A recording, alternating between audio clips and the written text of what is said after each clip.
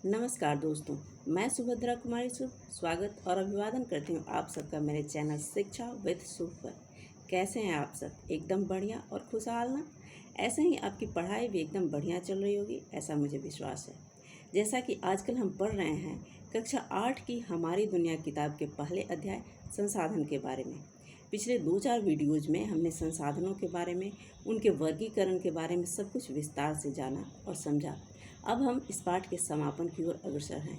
अगर आपने पहले के वीडियो नहीं देखे हैं तो नीचे डिस्क्रिप्शन बॉक्स में मैंने उनके लिंक डाल दिए हैं, आप वहां से पाठ के सभी वीडियोस देख सकते हैं। तो आइए और देरी न करते हुए अपना आज का पाठ शुरू करते हैं।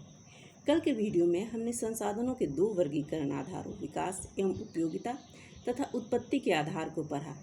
यानी हमने जाना कि विकास एवं उपयोगिता के आधार पर किस प्रकार संसाधनों का वर्गीकरण किया जाता है एवं उत्पत्ति के आधार पर किस प्रकार संसाधनों का वर्गीकरण किया जाता है। आइए अब संसाधनों के शेष वर्गीकरण आधारों जैसे उपलब्धता, वितरण और स्वामित्व के आधार को विस्तार से समझते हैं। उपलब्धता के आधार पर भी संसाधनों को 2 भागों में वर्गीकृत किया गया है, नवीकरणीय संसाधन, अनवीकरणीय संसाधन। नवीकरणीय प्राकृतिक संसाधन वैसे संसाधनों को कहा जाता है जिनकी पुनः पूर्ति प्राकृतिक रूप से होती रहती है। स्वतः पुनः पूर्ति होते रहने के कारण ये संसाधन कभी खत्म नहीं हो सकते, जैसे सूर्य का प्रकाश, हवा, पानी एवं जंगल। किंतु यहाँ एक बात ध्यान देने की है कि जल एवं जंगल ऐसे नवीकरणीय संसाधन हैं जिनके पुनः पूर्ति एवं भंडारण में मानवीय हस्तक्षेप का बहुत अधिक प्रभाव पड़ता है। हम मनुष्यों के अविवेकपूर्ण व्यवहार ने जल और जंगल दोनों को संकट में डाल दिया है। यदि इन संसाधनों के प्राकृतिक चक्र में मानवीय हस्तक्षेप कम हो जाए तो अपने नैसर्गिक चक्र द्वारा स्वतः इनकी भी पुनः पूर्ति हो जाएगी।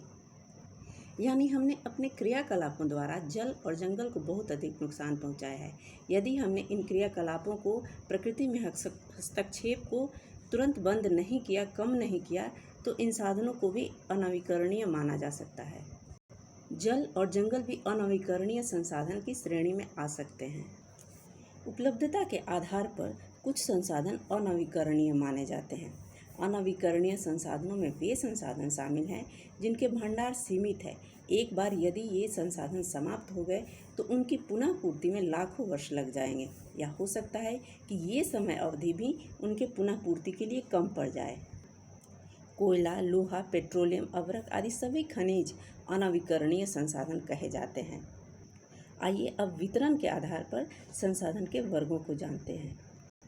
वितरण के आधार पर भी संसाधनों को 2 भागों में वर्गीकृत किया गया है, स्थानिक संसाधन एवं सर्वत्र उपलब्ध संसाधन।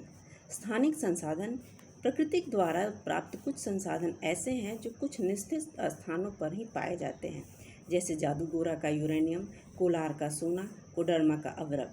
ये सभी स्थानिक संसाधन हैं, यानी ये संसाधन सिर्फ यहीं या कुछ निश्चित जगहों पर ही पाए जाते हैं। सर्वत्र उपलब्ध संसाधन प्रकृति द्वारा हमें कुछ ऐसे भी संसाधन दिए गए हैं जो सर्वत्र और समान रूप से मौजूद हैं। इन्हें सर्वत्र उपलब्ध संसाधन कहा जाता है। हवा, मिट्टी सर्वत्र उपलब्ध संसाधन के उदाहरण हैं।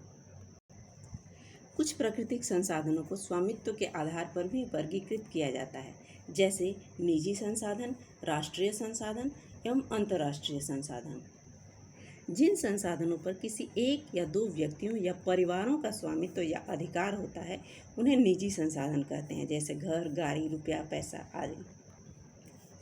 राष्ट्रीय संसाधन किसी देश में पाए जाने वाले वे सभी संसाधन जिन पर सरकार का स्वामित्व होता है वे राष्ट्रीय संसाधन कहे जाते हैं। यानी जिन चीज़ों का नियंत्रण हमारी सरकार के हाथ में है वे राष्ट्रीय संसाधन माने जाते हैं। अंतर्राष्ट्रीय संसाधन किसी देश के समुद्री तट के 200 किलोमीटर से आगे का खुला महासागरीय क्षेत्र अंतर्राष्ट्रीय संसाधन माना जाता है। इस क्षेत्र में मौजूद किसी भी संसाधन का उपयोग अंतर्राष्ट्रीय संस्थाओं की सहमति और स्वीकृति से ही किया जा सकता है। यानी किसी देश के समुद्री तट के 200 किलोमीटर से आगे के जो भी संसाधन हैं उनको उपयोग करने के लिए अंतर्राष्ट्रीय संस्थाओं की सहमति और उनकी मंजूरी आवश्यक है। आज के वीडियो में बस इतना ही। वीडियो अगर पसंद आई हो, आपको पाठ समझ में आया हो तो प्लीज़ लाइक, कमेंट और शेयर ज़रूर कीजिएगा। अगर आपने वीडियो पहली बार देखा है, पहली बार मेरे चैनल पर आए हैं तो प्लीज़ इसे सब्सक्राइब भी ज़रूर कीजिएगा। धन्यवाद।